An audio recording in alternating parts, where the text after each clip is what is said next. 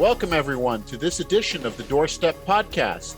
I'm your co-host, Senior Fellow at the Carnegie Council, Nick Gvosdev. And I'm Tatiana Serafin, also Senior Fellow here at Carnegie Council.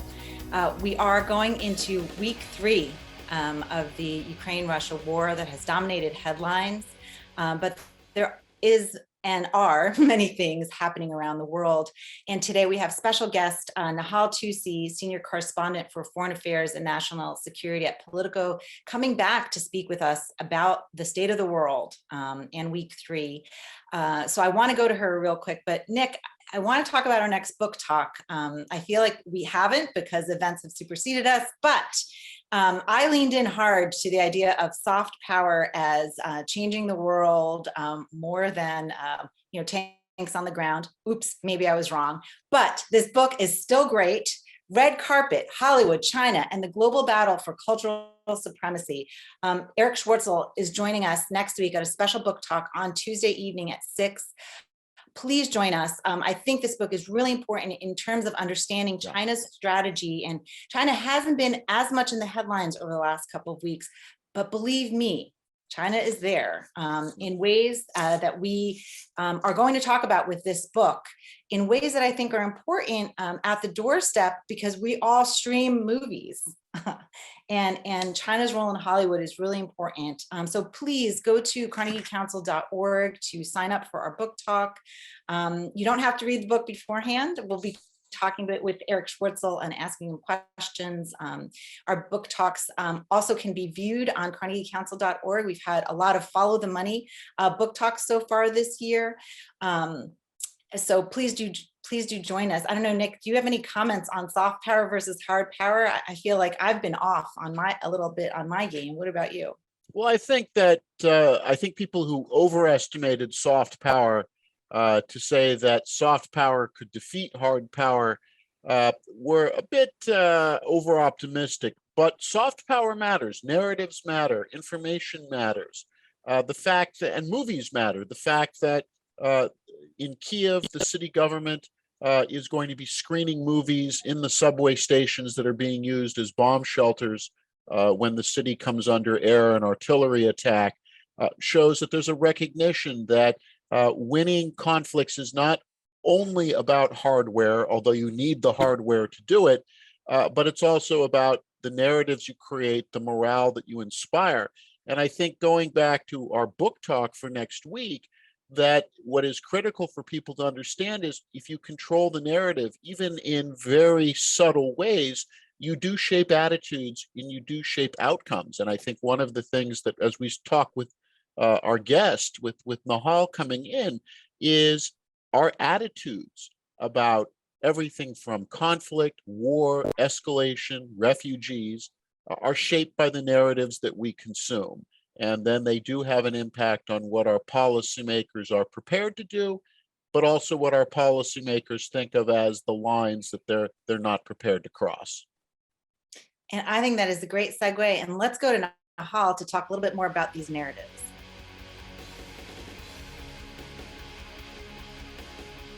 Thanks so much for joining us, Nahal. It's so great to see you again. I think it's been about a year or so. And what a year it's been. Whoa. Yeah.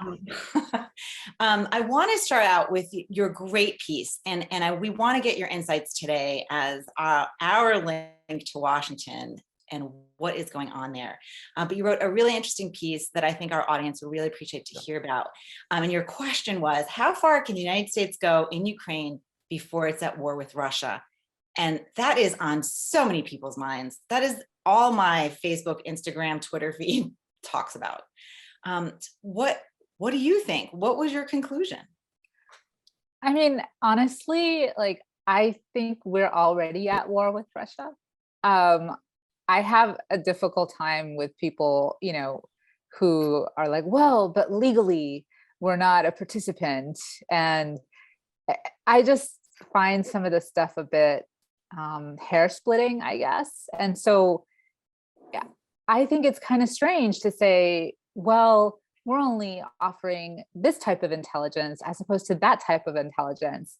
And we're only offering these types of weapons as opposed to that type of weapons. And I just, the whole concept of war, I think, is something that's truly evolving. And I feel like we've been in a state of war with Russia for a long time. But, that is my reporter opinion, if that's even a thing. I mean, in theory, I'm not even supposed to have an opinion.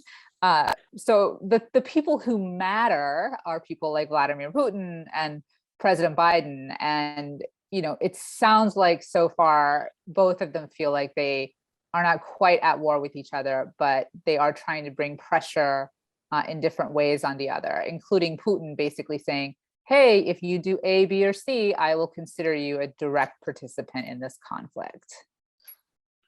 Yeah, I mean, it does seem that there is a bit of, actually more than a hint of the Cold War in this, where you have the two main actors don't confront each other directly. They have to figure out what level they can confront each other indirectly. But that, of course, in Washington, I mean, the Cold War was a 45-year period. Joe Biden, as I like to remind people, came to the Senate during the height of the Cold War, or at least the second phase of the Cold War. He was there in the 70s when we had the war scare over the Yom Kippur War. He was there when we nearly came to a nuclear incident in 1983. Do you have a sense that there's a generational divide in who you're talking to, that the older someone is, the more that they not only remember the Cold War, or that they were in fact in government at the time of the Cold War, that is giving them a different perspective than younger generations that either have vague memories or no memories of the Cold War? Is there a sense that how we're going to navigate this, how people are, when they talk to you, do you get a sense that there is a generational divide at play? I do. I mean, in the sense that I think a lot of the younger people really don't necessarily understand the kind of sacrifices that had to be made in the past. But I also think there's like attempts to kind of reconfigure the past. So look, to more directly answer your question, like, do I think Joe Biden, thinks of the Cold War and what that meant? Yeah, absolutely. I mean, I think that's one reason why he says, I'm not sending US troops to fight in this conflict, because as he put it, like, that's going to trigger World War III. He remembers that. That's why people are not too worried, but they pay attention when Vladimir Putin says he's putting his nuclear forces on alert. I think that's also why, when the Biden administration came in, they were determined to continue dealing with Russians on things that they could deal with. Huge part of that being nuclear issues. So the Iran nuclear deal, not to mention strategic stability, which is kind of this, euphemism for nuclear talks with the Russians themselves, with whom I believe we only have like one treaty left right now that involves those types of weapons. So yeah, I mean, I think this very much that is in the forefront of the Biden administration, Biden and his people's minds. I think there's a level of politics though that's getting into this. I mean, already you're seeing Republican lawmakers in particular push for things like, giving these fighter jets over to Ukraine. These are Polish fighter jets that there's been a whole saga over this. And some of them are calling for things like no-fly zones. And these are all things that seem really good, like on a political level, because you can tell everybody, see, I said we should be more hawkish and we should do this and that. But the people who know how these things work say, like, look, if we have a no-fly zone, we're inevitably going to have a direct clash with Russia. And that could escalate as well. The fighter jets thing is kind of more subject to interpretation, but so far the Biden administration seems to think that doing this could escalate things in a way that they don't want to escalate with Russia. But so yeah, again, I do think it is a factor. I think the nuclear element looms large. When you hear about stuff coming from like Chernobyl and other nuclear facilities, like everyone gets on the edge of their seat. But politics, I think, is affecting it, especially among perhaps some younger generation folks. We mentioned costs and at what point do you change from we're not getting involved to getting involved? Is there, or have you heard a point where, the refugee number is too big, the human, or is the human cost just not even discussed? And I think that's what we're seeing a lot at our doorstep, a lot of discussion about the human cost. And certainly the New York Times put out that story of the family who was killed on the bridge. And that is resonating, kind of, reverberating across the board, bipartisan talking points. Is that going to move anybody at the top or not?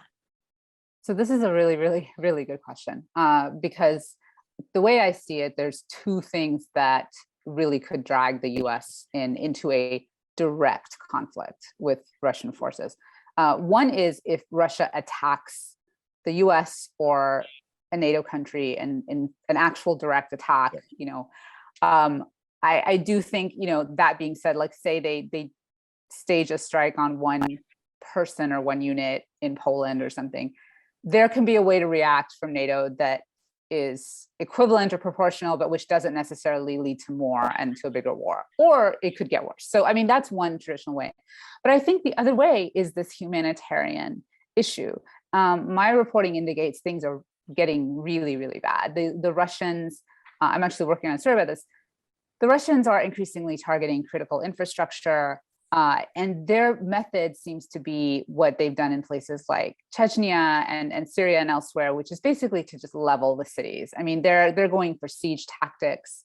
And so you could end up seeing millions of people besieged. You're already seeing people besieged, hundreds of thousands, millions actually, I guess, in places. And we're talking potential for starvation, serious issues. And once that starts getting increasingly into the public's mind, there are going to be calls for the US to do something, maybe a temporary no-fly zone over some cities so that we can get some food in, or responsibility to protect, that sort of doctrine coming into play.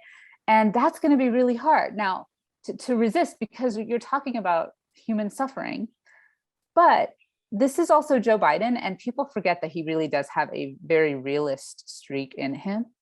And he is the same guy who said we should not intervene in Libya when Gaddafi was about to go to Benghazi and slaughter all his people. He didn't want to interfere in Egypt during the Arab Spring Revolution. He said we should stick by Mubarak.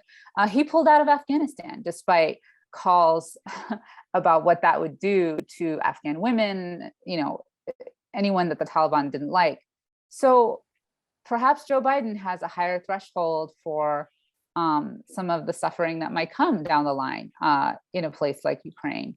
But there are also, again, these are also not necessarily binary things, right? I mean, there are ways that the US could say, look, we are definitely going to increase our support for humanitarian organizations, but we're not going to impose a no-fly zone. So there are things in between that can be done. But yeah, I mean, I think, and what's often really weird about these humanitarian situations is, it's like that famous saying, like, one person is a tragedy, a million people is a statistic.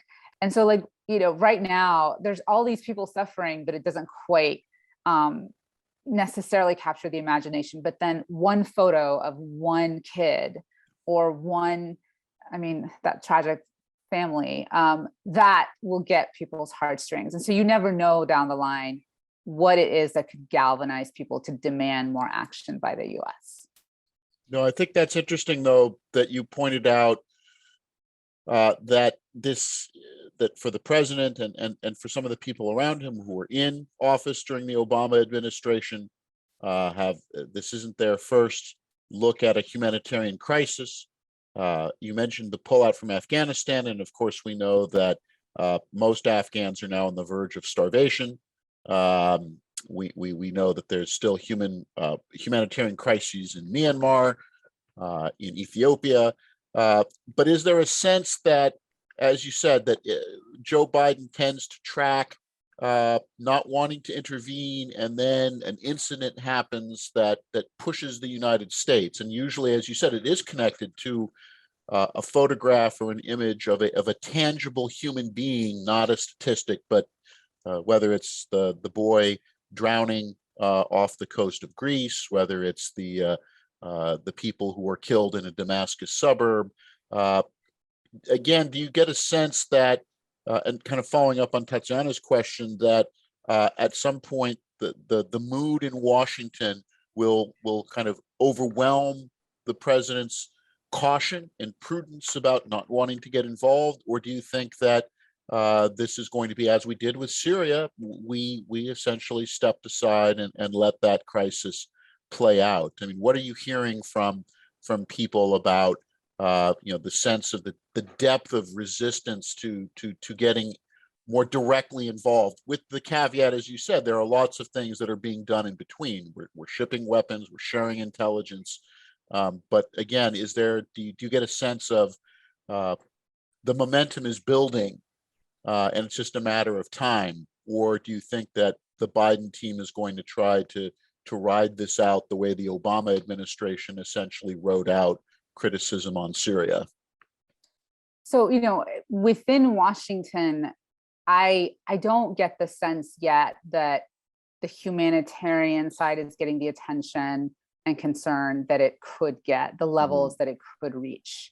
Now I'm talking about like the power players like Congress or, whatever. Obviously within humanitarian organizations, there's a lot of concern. But over time, do I think this could get worse and something could happen that could trigger a response from lawmakers? But I gotta tell you, I really don't think Biden at the end of the day is going to do anything that would involve US troops going into Ukraine. Like, I just feel like that is a line he's not going to cross. And he has shown, as he did in Afghanistan, that he will be stubborn about this type of thing. I mean, think about people begging him to like not finish this pullout or do more or whatever. And he was like, no, I'm going to do this. We're leaving. And despite, the tragedy there. So I just feel like for him, there's a line that he won't cross. The other thing is, look, at a certain point, as sad as it is to say, like, this is going to fall off the headlines. Right now, there's tremendous attention being placed on this war, understandably. But over time, this is going to fall away, and kind of like Syria. I mean, think about that. Like, there were horrible, horrible things happening, but they just weren't breaking through. And a lot of people just wanted to look away, because at a certain point you feel like there's not a heck of a lot you can do, and that if you do try, you could actually end up making things worse. So so this is a tough question for me, because I've been struggling with this. I think this crisis is a little bit different because of, and this is really difficult to say, but because media organizations, Europeans, are racist fundamentally, and that the crisis won't fall away from the headlines as quickly as Syria did. It's a difficult topic. I'm wondering what your sense is. And part two of that also is it is closer to Europe, and they are letting more refugees in towns across Poland, Romania. The UK just had a bunch of people come. Zelensky spoke to the House of Commons yesterday, right? Historic first.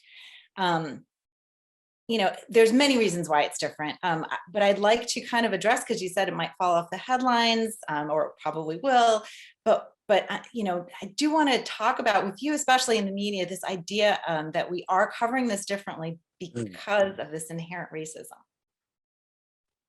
So it's a very tricky topic.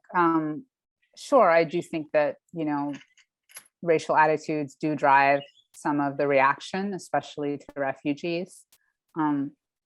There's also part of me that, hopes that maybe one reason that there is so much coverage and so much attention is because we've learned that these things deserve coverage and attention after and it's kind of weird though, because I'm giving like this collective we, as if like the media operates like some monolith, and we don't, I mean, I'm competitive with people in my own newsroom, much less like other news organizations. So it's a little bit weird to be saying that. Some of it's, I think, just, access too. I feel like, yeah, there's more media organizations, independent media organizations in Europe, as opposed to in the Middle East. There's just, some of it's just structural. Some of it's about, well, we have people there versus we just don't have anyone there.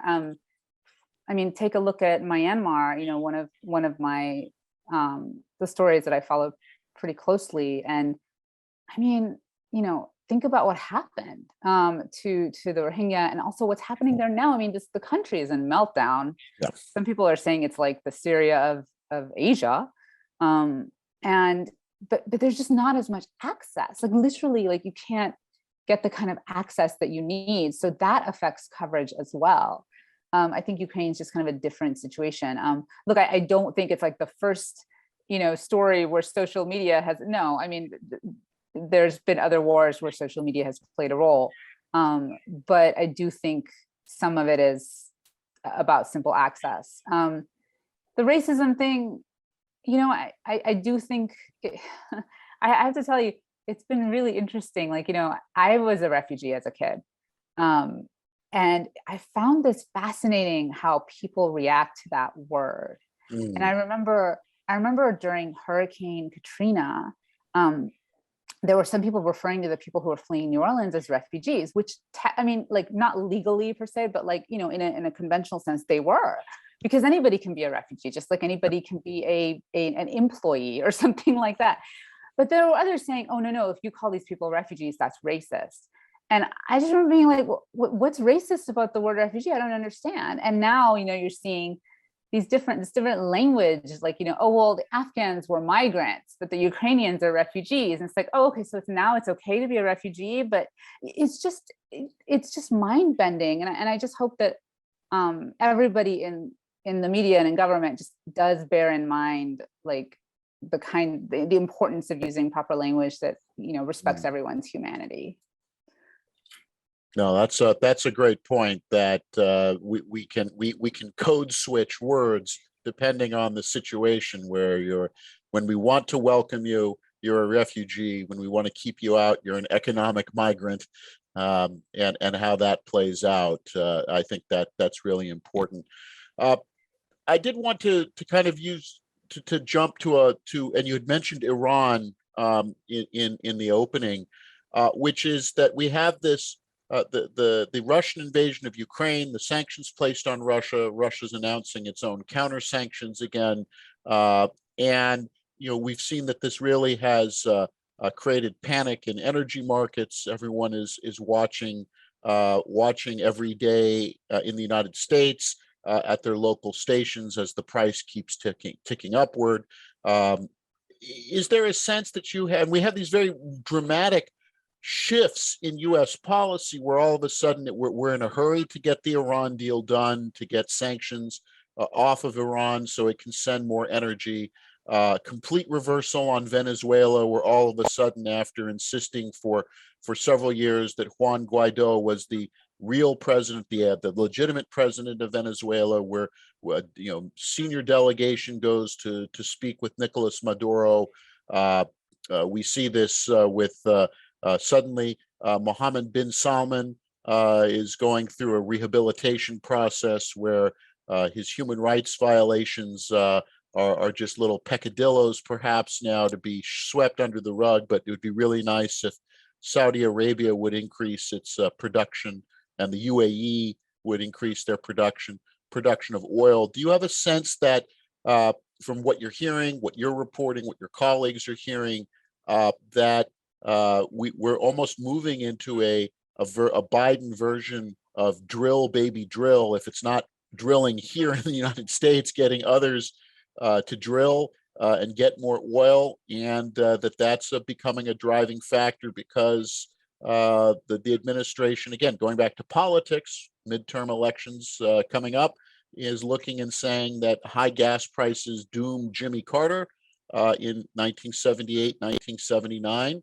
And that perhaps the Biden administration doesn't want to repeat that, and is willing to to compromise its own positions and in order to get countries to get more energy out into the markets. What are you seeing? Is there a kind of oil direction that you're seeing in U.S. policy where we're willing to really leave a lot of stuff on the side if it means that we'll get more oil into markets and those prices come down at home? It certainly seems that way from the reporting. You know, I wrote something about how, like, yeah, you know, to weaken one kleptocratic oil-rich dictator, we're turning to another kleptocratic oil-rich dictator that we were earlier trying to weaken. So it's kind of like this, like I said, it's an Escher drawing for foreign policy. And yeah, look, I gotta tell you, like when I heard about the Maduro stuff, I was like genuinely shocked, because part of me was like, I mean, Venezuela doesn't even have, its oil production right now is not that great. I mean, it's not that big of a percentage that we would need to like take this reversal on. So I'm still puzzled by that. I know I can tell you that the Venezuelan opposition feels incredibly betrayed by what the administration just did. It is worth noting, though, that there was one other factor involved with Venezuela, which was the hostages or the prisoners that they have. And so some of this was tied up in trying to get some of those people freed from the Venezuelan system. You know, I was also floored when I heard this report that Biden was weighing visiting Saudi Arabia. And I think, you know, this administration, I mean, I just feel like they're not, they say that human rights is at the center of their foreign policy, but there are so many examples of them just not living up to that at all. And they have their caveats, you know, to that. And some of it might make a lot of logical sense, but it's also kind of like, well, then maybe you guys just shouldn't say that because you come across as hypocritical. I don't know, like, but yeah, look, I mean, politics is part of this. They are worried about gas prices. Already some Republicans are kind of, you know, making it clear they're going to blame Biden for rising gas prices. But that being said, let's not forget that Biden did announce a ban on Russian oil imports. And I mean, that was something that, you know, he didn't necessarily have to do, though there was growing pressure. And so the fact that he did that suggests that there are some risks he's willing to take on this front.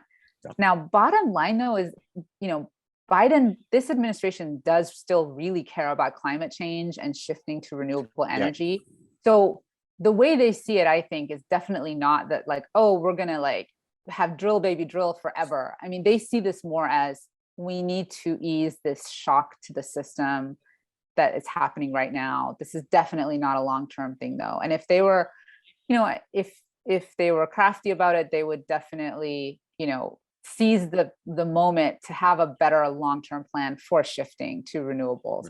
I'm surprised we haven't heard more from John Kerry, our special envoy for climate, during all this.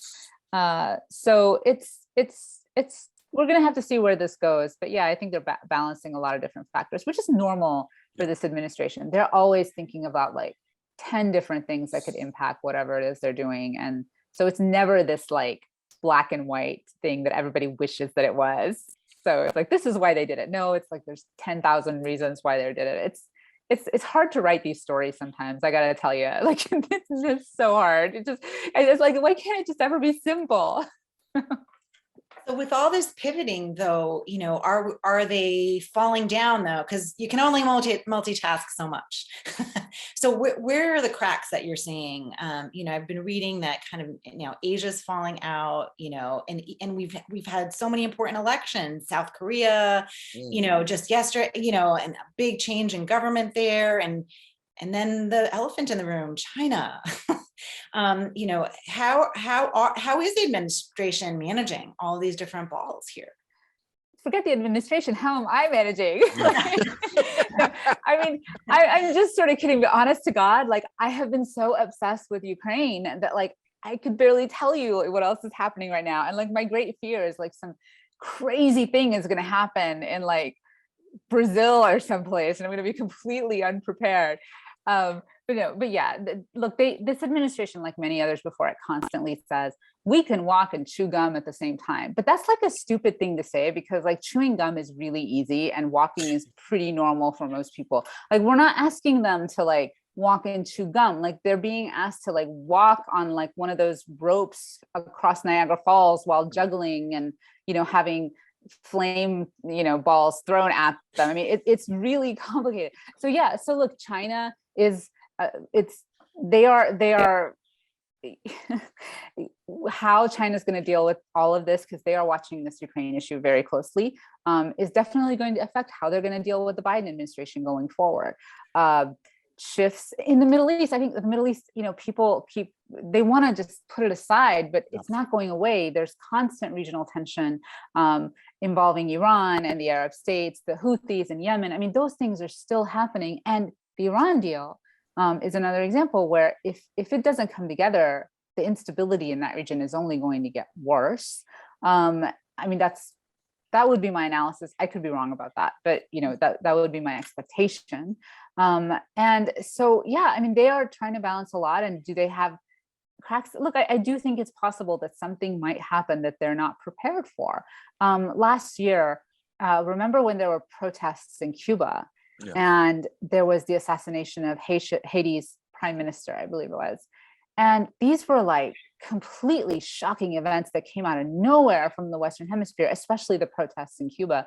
And the administration, I mean, look, to their credit, like they reacted, they dealt with it, they're still trying to deal with it. But, I remember one of them calling these like black swan events for them. And it's so it's still possible that they're going to have these kinds of issues that are going to come at them.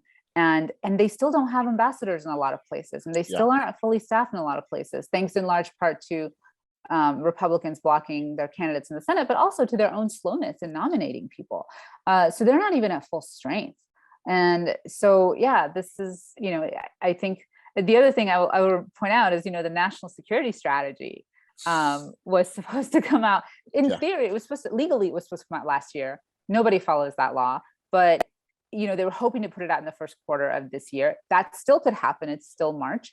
But they basically have been like trying to figure out how to incorporate Russia in this document now, because originally it was supposed to be mostly about China. And the people who were spent most of 2021 writing the national security strategy did not envision a major land war in Europe spawned by Russia. And now, they're having to like figure out how to incorporate that in their national security strategy, and watch, they'll release it and there'll be some crazy things that happened in the Arctic and it'll just be irrelevant immediately. So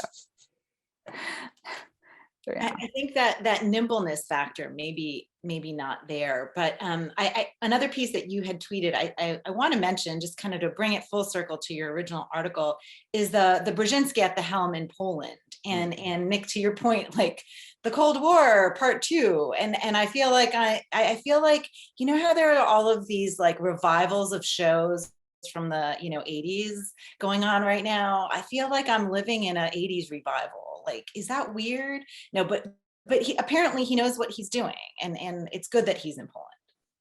I mean, this is Mark Brzezinski, our new ambassador to Poland. He is a Polish speaker. I believe he's been an ambassador before, maybe to Sweden. I can't remember where. Yeah. He's the son of Zbigniew Brzezinski. I personally don't know him, but yeah, I mean, people seem to think he knows what he's doing and that he's in a good spot. But yeah, it is weird. It is weird. You're like seeing these names and you're like, what year am I living in again? But like we also have like Vladimir Putin, who's been with us for 22 years, and Joe Biden, who's been with us forever. So so I mean, it's kind of, if you're like a young person trying to like get ahead in national security, you kind of have to wonder like, like how many spots there really are available for you.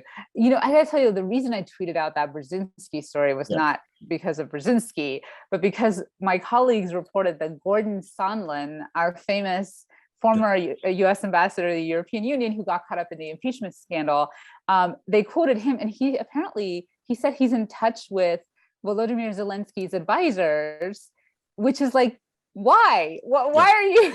Why are you involved? And I just found that amazing. It's like Gordon Sondland is still taking a role in Ukraine policy after everything that's happened. Yeah, these guys never leave. I guess once you get a taste of this stuff, you just always want to stay.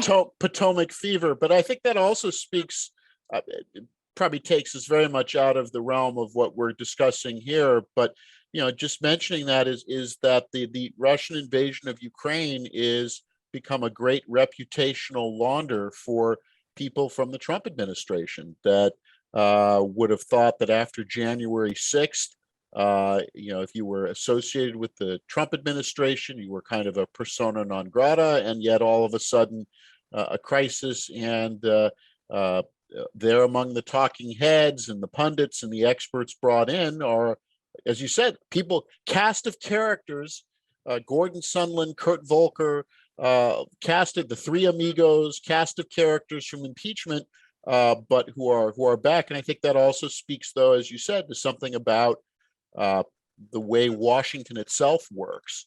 And we may not be as nimble and agile in the 2020s as we're going to need to be moving forward, precisely because the world is dynamic in a way that doesn't necessarily conform to the way someone sitting in a boardroom on the banks of the Potomac would like it to be.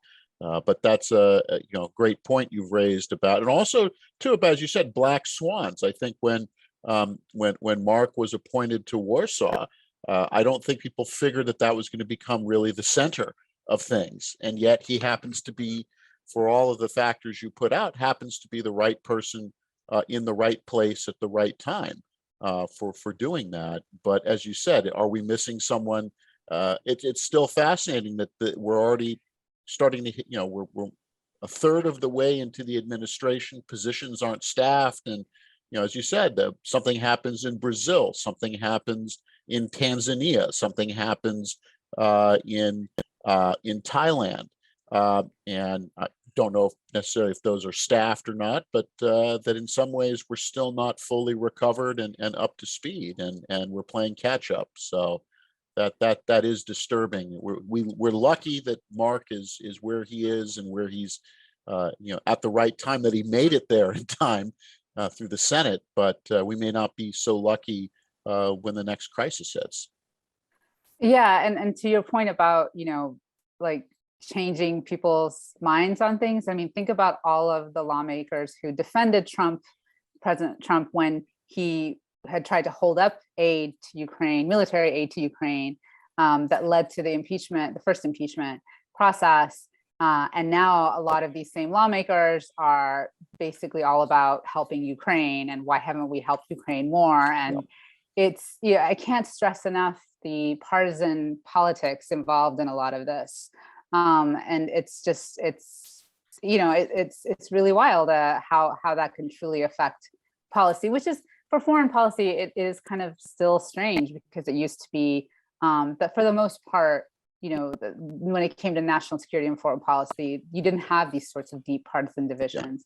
But I will say, on the other hand, it is showing a lot of unity too among Republicans and Democrats in their support for Ukraine. And I think the Ukrainians are like, fine, you're with us now, fine, we'll take it. We just need your help. I want to, before we close out, you touched on it, that there have been other wars fought on social media or through social media, but I do think that this particular war is unique because of the information flow on so many different platforms, and the fact that people are so much more aware of the word fact checking and of making sure that we're getting accurate information, and also seeing the Russian disinformation machine. Wow, like saying that the attack on the hospital yesterday was propaganda, and the West was too emotional. This is a direct translation, BBC translation of Lavrov's speech today in Turkey. So, so fascinating. So I want to ask you, where do you get your information? Who do you trust for our audience? I think it's really important for our audience, because you mentioned we've been at war. The Russians have said this is economic warfare. We've talked at the Doorstep about economic warfare. I think it's also an information war. We might not have boots on it, but so where do you get trusted information? Well, my news reading habits are mainly kind of the traditional types, the New York Times, the Washington Post, Politico, of course, Politico Europe, our sister publication, the Wall Street Journal to some extent. I don't even have like cable, so I don't watch cable news like ever. I think I don't think I have that sort of energy to watch that. Although I think CNN, I think from what I hear, has done some pretty good work on the ground, but I just find generally that reading is the better way to get information. And I also I go to like the actual source of things, right? So, and this is what I often encourage a lot of people that I talk to who are wondering about news media consumption. I'm like, look, you don't have to read my story about what Biden said. You can literally go to whitehouse.gov and find his speech and read the actual speech.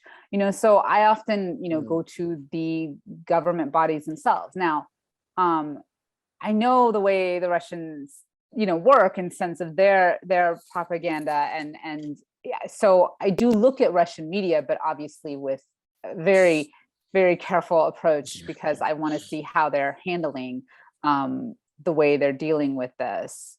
And that's just something known of years, because you watch what they've done and what they've said and how often it's just not been true.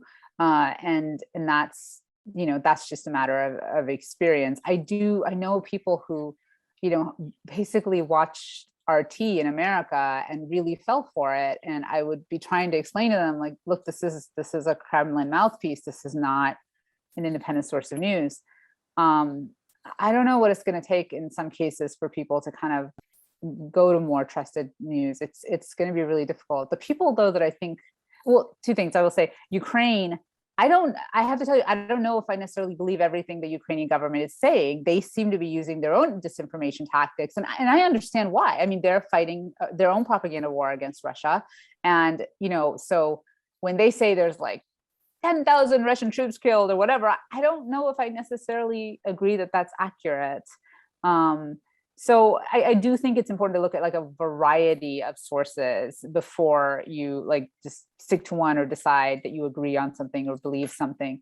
The people that I worry about most are Russians themselves, who are in Russia and who really are increasingly cut off because of some of the moves Vladimir Putin has made in recent days. They really are struggling to obtain, anything that's not Kremlin engineered propaganda. And they're the ones that I'm really concerned about. You hear these stories about Ukrainians who have relatives in Russia, and the Ukrainians are calling them, telling, look, my town is being bombed. And their relatives in Russia just don't believe them, because that's not what the Russian media is telling them. And that's kind of terrifying. Yeah, completely agree. Thank you so much for joining us today. This was super helpful. I think you put in context into what's going on for our audience. So great to see you on a personal level. And hopefully we'll meet in person, not over Zoom, soon. Thanks for listening to The Doorstep, sponsored by the Carnegie Council for Ethics and International Affairs. For more, go to carnegiecouncil.org. Stay healthy and safe.